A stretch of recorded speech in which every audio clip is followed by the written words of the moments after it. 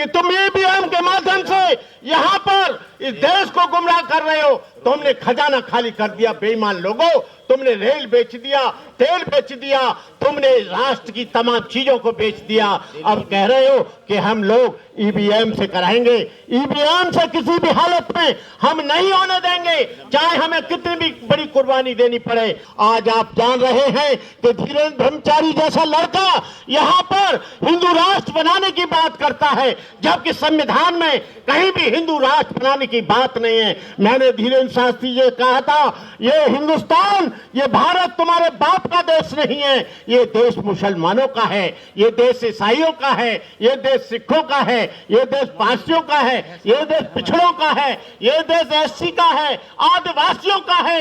85% लोग चुप बैठे हैं। आप लोगों को सड़कों पर आना पड़ेगा, इसके लिए कुर्बानी देनी पड़ेगी। नहीं तो आप लोग 2024 में यदि बीजेपी आती है तो यहां पर पूरी धरती लाल मिलेगी। विनम्र निवेदन है, कोई भी साथी यहां किसी जाति की, यहां किसी धर्म की, किसी व्यक्तिगत विचारधारा की, विशेष विचारधारा की बात नहीं करेगा। कोई मनुवाद के पक्ष में या कोई मनुवाद के विरोध में या किसी भी तरह के वाद के विरोध में इस मंच से बात नहीं करेगा। यह मंच सबका है, अधिकार हम सबका लूटा जा रहा है, हम सबकी वोटों पर डकैती डाली जा रही है और उसको बचाने के लिए हम इलेक्शन कमीशन के खिलाफ, इस सरकार के खिलाफ लड़ रहे हैं। और ये लड़ाई आपकी पूरे देश में नहीं, इसकी गूंज पूरी दुनिया में पहुंच चुकी है। लड़ाई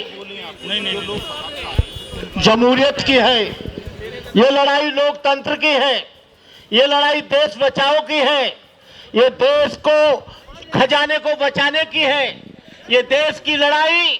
इस देश में जो जुल्म होता है, ये लोग बीजेपी के लोग, ये लोग ईवीएम के माध्यम से 2 बार सत्ता में आ गए।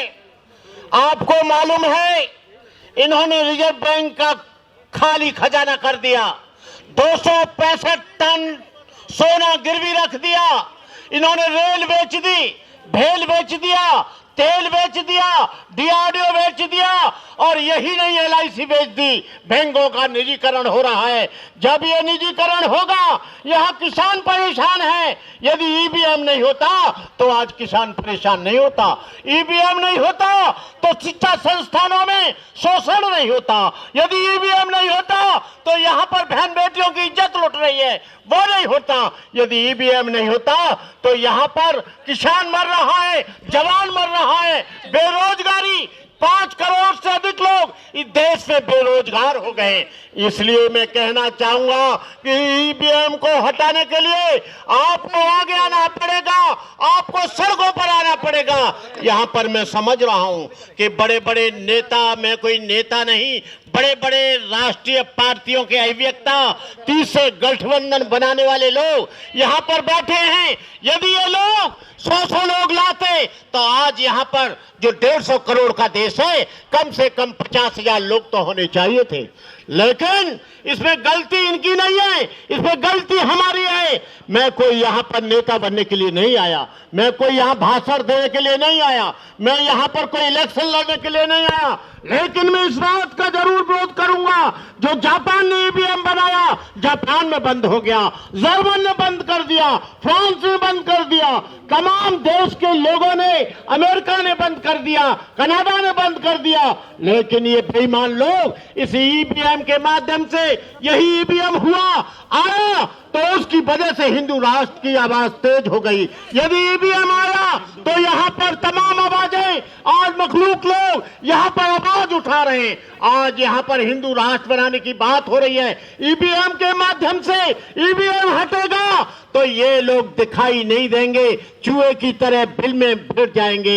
आज आरएसएस का मनोबल इतना बढ़ गया है कि वो लोगों के गली गली मोहल्ले मोहल्ले में लोगों की कथा करा रहे हैं, लोगों को परेशान कर रहे हैं। आज मॉब लिंचिंग हो रही है, आप अत्याचार हो रहा है, जातिवाद बढ़ रहा है, बड़ी व्यवस्था बढ़ रही है, गरीबी बढ़ रही है, भुखमरी बढ़ रही है, शोषण बढ़ रहा है। यहाँ पर तमाम छात्र अपनी हत्याएं कर रहे हैं। तो मैं आप लोगों से ये कहना चाहूंगा कि आप दमखम के साथ मिटा दो जमाने से कुनबा परस्ती, मिटा दो लुटेरों की शोषण की हस्ती, मिटा दो ये जातीयता वाली बस्ती, मिटा दो गरीबों की फाका परस्ती। मैं कहना चाहूंगा जो लोग ईवीएम का विरोध करते हैं, कल मैंने सुना सोशल मीडिया पर देखा कि प्राचा जी को और हमारे वकील साहब को उन्होंने अरेस्ट कर लिया। हम लोगों ने कहा कल का कार्यक्रम कैसे होगा, लेकिन मैं प्राचा जी को और अपने वकील साहब को इस बात की बधाई देता हूं कि आप लोग मजबूत रहें। यदि इस देश को बचाना है, आपको एक झंडे के नीचे आना पड़ेगा, एक पार्टी के नीचे आना पड़ेगा। जो लोग खेमों में बटे हुए हैं, तमाम पार्टियां कुकर मुत्तों की तरह बन गई हैं। आप तो क्या, कोई भी आप लोग इस लड़ाई को जीत नहीं सकते। आपको एक झंडे के नीचे आना पड़ेगा, एक जगह आना पड़ेगा। जब तक आप एक जगह नहीं आएंगे, यहाँ पर मुसलमानों पर, दलितों पर, किसानों पर, एससी लोगों पर, एसटी लोगों पर, ईसाइयों पर यहाँ पर जुल्म होगा।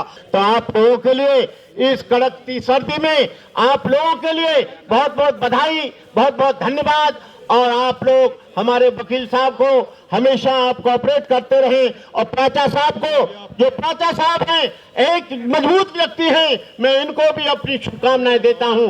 मैं आपके साथ हूं इस लड़ाई में, तन से, मन से, धन से, लाठी से, गोली से, राइफल से, बंदूक से। आप चिंता मत करना, डरना मत। मैं चाहता हूं कि यहाँ की गवर्नमेंट मुझे जल्दी अरेस्ट करे तो इनको मालूम पड़ जाएगी कि भंते करुणाकर क्या है। मुझे बार बार धमकी दी जाती है, फोनों पर धमकी दी जाती है, तमाम इस देश के लोग मुझे धमकी देते हैं, लेकिन मैंने कह दिया है यदि तुम्हारी बंदूक से यदि गोली निकलेगी, यहां से भी पानी नहीं निकलेगा। यहां से भी हम बौद्ध धर्म किसी की हत्या करने की इजाजत नहीं देता, लेकिन हत्या करने वाले को हम जिंदा जाने की इजाजत कतई नहीं देंगे। इन्हीं शब्दों के साथ मैं अपनी बात समाप्त करते हुए जय भीम, नमो बुद्धाय, जय भारत। तो मेरा हर साथी से निवेदन है, आपका एक ही धर्म है और वो धर्म है कि आपका अधिकार बचे, संवैधानिक अधिकार बचे। और आपकी एक ही जिम्मेदारी है कि ये ईवीएम इस देश से हटे। इसके अलावा प्लीज प्लीज एक मिनट प्लीज एक मिनट। देश बचाओ। और जो नारे होंगे वो नारे भी साथियों, ईवीएम हटाओ, देश बचाओ। ईवीएम हटाओ, बैलेट पेपर, सुन तो लीजिए प्लीज। ईवीएम हटाओ, बैलेट पेपर लाओ। ईवीएम हटाओ, संविधान बचाओ। ईवीएम हटाओ, लोकतंत्र बचाओ। यही नारे होंगे, इसके अलावा कोई नारा नहीं होगा। कोई मेरे नाम से नारा नहीं लगेगा, कोई किसी व्यक्ति विशेष के नाम से नारा नहीं लगेगा।